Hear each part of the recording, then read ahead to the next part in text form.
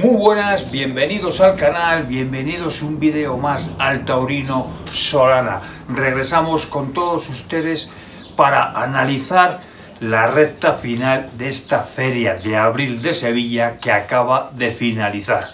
Terminó la feria de abril del 2024 y en este vídeo vamos a analizar las últimas 4 corridas de las cuales o de la cual se ha compuesto esta feria de Sevilla del 2024 y haremos un cómputo, un balance general de lo que nos han dejado estas tardes de toros en la maestranza.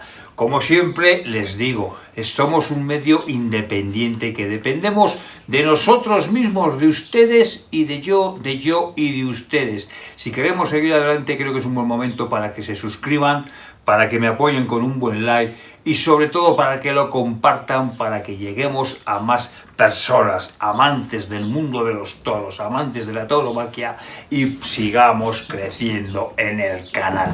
Entrando ya en materia, vamos con la corrida del pasado jueves 18 de abril.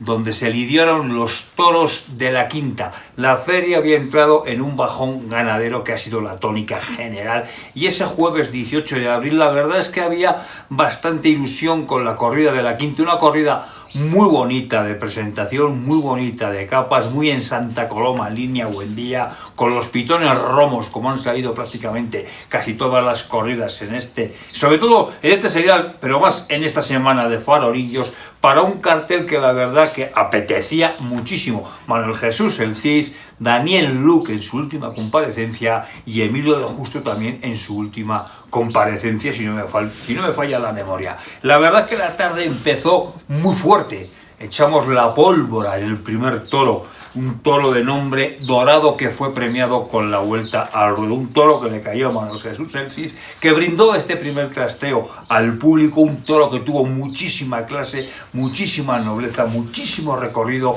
duración en la muleta y una embestida más que franca. Es cierto que le faltó humillar, pero también es cierto que este encaste santacolomeño quizás no sean de los que más humillan. Sus primos hermanos del encaste Albacerrada, esos son más humilladores. Una faena, para mí me gustó muchísimo de Manuel Jesús el Cid, una faena muy torera, una faena con poso, con temple, con veteranía, con reposo, haciendo las cosas para mí perfectamente bien. Solo tiene un pero, que la espada, esa tizona que tantos disgustos y tantas puertas grandes le ha cerrado al Cid, pues cayó trasera. La faena era de 2 orejas y quedó premiada justamente con una oreja. Hemos dicho que el toro era dorado y ahí fue premiado con una vuelta al ruedo, para mí excesiva. Sí fue un gran toro, sí fue un buen toro, pero el primero de la tarde, vuelta al ruedo, cuando la gente todavía no había acomodado sus posaderas en la dura y caliente baldosa de la Real Maestranza de Caballería, creo que esa vuelta al ruedo fue excesiva, y más cuando hemos visto otros toros como el de Santiago Domé, que se la merecía mucho más y no se la premiaron. Con su segundo cuarto de la tarde, Manuel Jesús el Cid dejó un buen recibo capotero. El Lipi, su banderillero, se desmonteró, vas con 2 pares de mucho riesgo. Fue un toro noble donde el Cid me gustó porque le tocó muy bien las alturas, hizo la faena que el toro le pedía, estuvo muy bien técnicamente, ayudando a romper al toro, que al final le sacó muletazos meritorios, pero el toro nunca terminó de romper.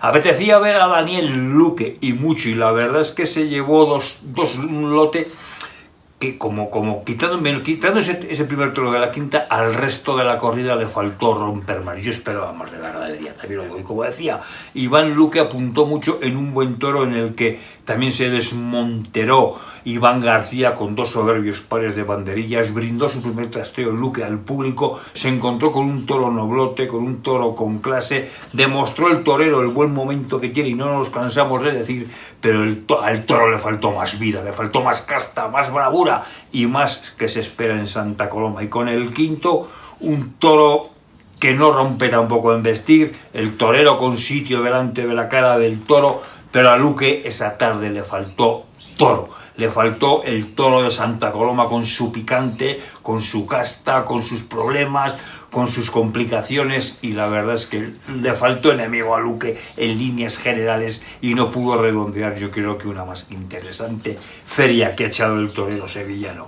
Y vamos con Emilio de Justo, que en su primer toro, tercero de la tarde, brindó el trasteo al público, tuvo un inicio muy torero, y aquí sí nos encontramos con un toro que tuvo más complicaciones, un toro más en la línea Santa Colomeña, acordándose de las cosas duras que tiene este encaste. El torero estuvo bien, sí estuvo bien Emilio de Justo, pero yo creo que no sé, le faltó algo a la faena del torero cacereño. Lo mató, le cortó la oreja, pero a mi gusto he visto un Emilio de Justo que yo la verdad me esperaba más en Sevilla. No ha echado una mala feria de Sevilla, pero yo esperaba más de Emilio de Justo, y más después de verlo aquí en la Plaza México. Me dejó un regusto sus actuaciones un poco agridulce, porque con el sexto, que fue un toro que tuvo peligro, también Emilio de Justo sí se llevó un poquito más ahí el lote con más carboncito. La verdad que vi al torero firme, sí estuvo bien, pero repito, le faltó, no sé, rematar sus faenas. Es cierto que volvió a cortar otra oreja, la podemos discutir las dos orejas de Emilio de Justo, pero yo espero más de un torero, y además que tiene el oficio, el sitio, delante de la cara de los toros. Vemos que lo hemos recuperado, y después de verlo aquí, con ese toro de Pozo Hondo, que se lo puso tan complicado, que dio una lección magistral de toreo, no sé, me dejó un sabor de agridulce. No sé que ustedes qué opinarán, me lo dejen en comentarios. Al día siguiente, viernes 19 de abril, se lidió la corrida de toros de Alcurucén. Una corrida bien presentada, una corrida con ese toro, mal llamado toro sevillano, una corrida también Roma de pitones, digamos en la casa de Alcurucén salen todos, para un cartel de figuras, ¿no? Estaba Morante de la Puebla en su última tarde, Castela también remataba la feria, y Tomás Rufo en su segunda tarde. Morante de la Puebla, primer toro de la tarde, lo recibe a la Verónica, deja alguna bonita, hay un inicio para mí muy torero, y tenemos detalles de Morante de la Puebla en un toro que va menos, y iba a ser la tónica de toda la corrida. La corrida del Alcurucén le faltó alma, le faltó vida, le faltó ese tranco que tiene de más, pero es que le faltó el tranco de todo, ¿no? Y solo hubo detalles con un toro a menos, y luego encima Morante se equivocó en sus dos toros porque los castigó muchísimo en varas, que fue lo que le faltó, lo que le pasó con el cuarto toro, un toro que sale suelto, que es muy típico del encaste Núñez. Hay un saludo a las Verónicas, donde deja algunas Verónicas buenas, le pegan un castigo muy duro en varas como a su primer toro, hay un inicio torero interesante, bonito, pero luego el toro sangra mucho, y el toro, entre lo duro que fue castigado y que le faltaba el motor, al final nos quedamos sin ver a Morante, y veo que Morante sigue sin recuperarse, y en 4 tardes, 8 toros, nos quedamos con detallitos, nos quedamos con cositas, pero nos hemos quedado sin ver al Morante del año pasado, cuando cortó el rabo. Vamos con Sebastián Castela, primero de su lote, segundo de la tarde, deja un gran recibo capotero. A mí me gustó mucho ver Castela a la Verónica. Luego se encuentra Castela con un toro que le cuesta muchísimo tirar o seguir los vuelos de la muleta de Castela. Castela lo intenta, pero al final es sacar agua de un pozo sin fondo. Y con el quinto, segundo del lote del toro francés, se tropieza con un toro manso de salida, con un toro que no quiere ver al torero. Castela está firme con otro toro que va menos, que repito fue la tónica, y la verdad que nos quedamos sin ver al torero francés como nos hubiera gustado verlo. Y vamos con Tomás Rufo, que es su tercer toro, primero de su lote, como quería decir, es un toro parado, es un toro que le cuesta todo, le falta toda la raza como a sus hermanos, pero yo también veo a Rufo un torero que se ha estancado. Se ha acomodado muy bien ahí, se cree que ya es figura y mandón del toreo, y la verdad, de lo que prometía este torero cuando tomó la alternativa y en su etapa novilleril, nos quedamos con eso, como los políticos, con promesas, con falsas promesas, porque yo también vi a un torero aquí discreto, y en el sexto Rufo brindó al público, el toro fue muy protestón, al toro también le cuesta. El torero sí estuvo dispuesto, intentando, pero repito, yo creo que Tomás Rufo no debería de ir tan cómodo, de estar tan apolotronado en el escalafón. Sabemos que le han dado 2 puertas del Príncipe en Sevilla, quizás excesivas, una puerta grande del Madrid, que quizás también fue demasiado excesiva y demasiado prematura. Y repito, se ha quedado ahí acomodado y no sube ni para arriba ni va para abajo, ¿no? Y creo que ahora mismo, vuelvo a decir lo mismo, de lo que prometía a lo que de momento de Rufo hay un largo abismo. Y vamos con la corrida del sábado 20 de abril, donde estaban los toros de Victoriano del Río. Una corrida también más que sospechosa de pitones, con toros que no tenían que haber saltado al ruedo, y una corrida que, como el resto, hubo un buen toro el segundo, pero el resto de las corridas que hemos visto esperábamos más de la vacada de Victoriano del Río. El cartel para mí era uno de los carteles de la feria.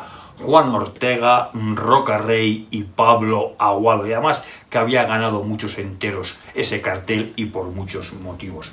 Juan Ortega, primer toro de la tarde, un toro suelto, un toro que no humilla, un toro que es noblote, un toro que no termina de romper en la muleta, y un toro que, bueno, donde Juan Ortega deja detallitos de esa impronta, de esa torería innata. Decía que el cartel había ganado, y es que Juan Ortega volvía a la maestranza tras esa sublime actuación que había dejado con el toro de Domingo Hernández el pasado lunes. Mató bien Juan Ortega a este toro. Y con el cuarto segundo del lote del torero trianero, es un toro sin fuerzas, ¿no? Brindó al público, tuvo un inicio muy torero, pero nos encontramos con un toro con muchísima clase, muchísima nobleza, pero que no se mantenía ni en pies. Hay detalles de Juan Ortega, pero hay que hacer faena de enfermero. Otra buena estocada y nos quedamos con los detalles del torero trianero. Vamos con Roca Rey, que volvía tras su tarde aciaga con la corrida de Victorino Martín, y aquí sabíamos que iba a ir a reventacalderas, y además con estos toros que también le tiene agarrado el sitio, pues iba a pasar algo, como pasó. El primero de Roca Rey, segundo de la tarde, fue un toro sin trapío, donde hay un buen recibo capotero. Roca Rey ya estaba dispuesto en el tercio de banderillas a brindar al público, clavarse de rodillas y hacer su típico inicio de faena de pases cambiados. Se encontró con un toro noble, con un toro con clase, con un toro que tuvo un pitón izquierdo extraordinario, y vimos a un Roca Rey made in Roca Rey. Dio una serie por el pitón izquierdo, enseñó el gran pitón izquierdo que tenía y no lo quiso ver más. Luego hizo su toreo, que tanto conecta con los públicos, pero que tampoco le gusta a los aficionados, toreo de tremendismo, toreo de facilidad con el tendido para pegarse un arrimón a un toro que pedía unas distancias, unos toques, unas alturas, llevarlo, torearlo, hacerlo romper, y Roca Rey fue todo lo contrario lo que hizo. Pegó un estoconazo y le dieron las 2 orejas como quien regala los caramelos a la salida de la puerta de un colegio. Con 2 orejas en el esportón, Roca Rey en el quinto segundo de su lote pues inició por estatuarios muy firme, un toro que estaba violento sin humillar, y donde Roca Rey impuso su mando en un toro arrimón de esos que tanto calientan con el público del Gin Tonic, que salió fascinado aquella tarde con el Roca Rey, que no toreó, dejó otra estocada y le dieron la oreja que le permitía salir por la puerta del Príncipe, reconciliarse con su público bullanguero, no vamos a meter al aficionado, y salir así triunfador de Sevilla, ¿no? Que era lo que quería. Y vamos con Pablo Aguado. Pablo Aguado deja un grato recibo a la Verónica, el primero de su lote. Hay un quite de Ortega por delantales que vale más que las 2 actuaciones de Roca Rey, que me perdonen los peruanos. Hay un inicio muy torero de Pablo Aguado a este toro, que es noblote, pero que va a menos, y nos quedamos con detalles del torero sevillano. Y en el sexto, Aguado brindó al público, y tras todo el ciclón de Roca Rey vimos lo mejor de la tarde. Un inicio muy torero del torero sevillano, con un toro noble que embestía a cámara lenta. Pablo Aguado nos dejó 14 muletazos que más bien valieron esperar toda la tarde todos los arrimones de Roca Rey para paladear el buen torero que tiene este torero sevillano. Pegó una buena estocada y cortó una oreja que a mí me supo a poco, y de más después de ver los arrimones, los toros por la espalda, los cambiados, la prepotencia del peruano, yo me quedo con el deleite del torero sevillano y con el quite de Juan Ortega. Para gusto, los colores. Y la feria se cerró el de ayer, domingo 21 de abril, con la tradicional corrida de Miura. Por fin vimos una corrida bien presentada, con seriedad, con trapío, y como tiene que ser en esta vacada de Miura. El cartel era un cartel variopinto. David Fandil Alfandi, escribano que regresaba a la maestranza tras su gesta de los vitorinos, y Esaú Fernández, que esta temporada se ha empecinado en matar la camada de Miura. El público recibió a Escribano como había que hacerlo, con una ovación, como habían recibido también a Juan Ortega el día anterior. Dos toreros que para mí salen muy reforzados de esta feria de abril. Pero entrando primero en matices, vamos con el Fandi, que en su primer toro se fue a Portagayola a recibir al Miura, el torero granadino. Un toro que cumplió en varas. Luego fue un toro que en la muleta tuvo sus complicaciones. Yo aquí vi un Fandi desangelado, un Fandi que no terminó de agarrar bien. Era su primera corrida de Miura y eso se nota, y las corridas de Miura que tendrán que son diferentes al resto. Con el cuarto, el Fandi se fue a Portagayola, una Portagayola de infarto, porque el toro se le paró justamente en la cara, tuvo que levantarse y quitárselo de encima. Brindó al público fue un toro duro, un toro de Miura duro, exigente, de esos que te pueden quitar la cabeza de cualquier derrote. Y yo aquí así vi un Fandi mucho más firme, mucho más centrado, que mató al toro, tuvo una petición, dio la vuelta al ruedo, pero aunque le hubieran dado la oreja, a mi modo de ver, no hubiera pasado tampoco absolutamente nada. No sé ustedes qué opinarán. Y vamos con Manuel Escribano, que como no, volvió a irse a Portagayola a su primer toro, otra Portagayola de infarto. Luego deja un recibo bueno por Verónicas. Es un toro que cumple también en el caballo. Tras compartir las banderillas con el Fandi, como hicieron todas las tardes, brindó al público e inició con dos pases cambiados por la espalda para encontrarse con un toro noble, un toro que ha sido los engaños, pero un toro que lleva la cabeza por encima del estaquillador. Me gustó la templanza de Escribano, me gustó cómo lo acabó metiendo en la canasta, me gustó cómo alargaba el viaje para que el toro fuera más, aunque sacase la cabeza por encima del estaquillador.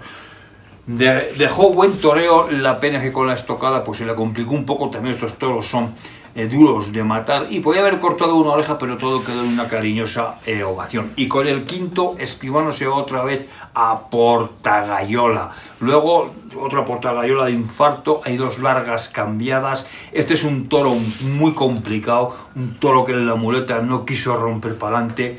Le costó muchísimo de estar delante, porque además el toro lo tenía medido a Escribano. Yo vi al torero bien, pero le faltó que ese Miura siguiera los engaños de la muleta. La verdad que lo de Escribano es para quitarse el sombrero, que con todo el muslo abierto, con una costilla rota, poner banderillas, irse a Portagayola, ya hacer el paseillo en una de Miura ya era complicado, y después todo lo que hizo, creo que una tarde interesante, ¿no? Y vamos con Esaú Fernández, ¿no? Este es un toro, el primero de su lote, que cortó muchísimo en banderillas, fue penosamente lidiado, los banderilleros estuvieron para echarlos al cubo de la basura, un desastre. Luego todo eso el toro lo acusó en la faena de muleta, porque fue un toro que midió mucho, probó mucho al torero. Yo vi a un Esaú Fernández que le costó muchísimo a pedir lo que le hacía el toro, que era cite a media distancia, con un toque fuerte para fijar al toro y tirar para adelante. Lo hizo en una faena de menos a más, que caló con los tendidos, dejó una estocada y le cortó una oreja. Y con el sexto, Esaú Fernández no quería ser menos que sus compañeros, se fue a Portagayola, se encuentra con otro toro con peligro, pero aquí ya Esaú Fernández, yo creo que le faltó ya el aire y que el esfuerzo lo había hecho en su primer toro, y yo vi a un Esaú Fernández muy precavido, a un Esaú Fernández que no apostó, que no echó la moneda al aire, y con esa actuación se acaba este serial taurino en Sevilla.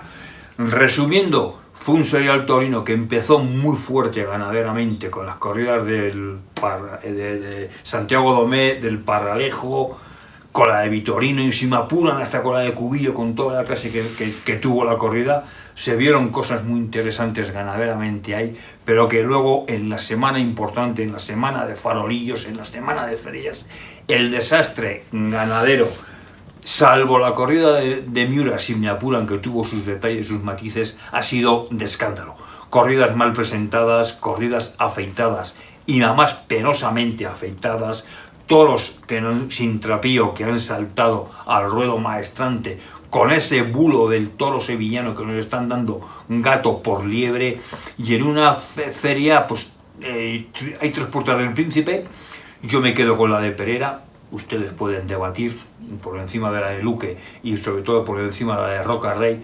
Me quedo con toreros sevillanos que salen muy reforzados. Me quedo con Borja Jiménez, que creo que ha hecho una feria más que interesante, y que si la tarde de Vitorino las espadas viajan certeras, podría haber salido por la puerta del Príncipe. Me quedo con la faena de Ortega, por supuesto que sí, es una faena llena de torería y de armonía. Me quedo con Pablo Aguado, que vemos que también va recuperando el sitio.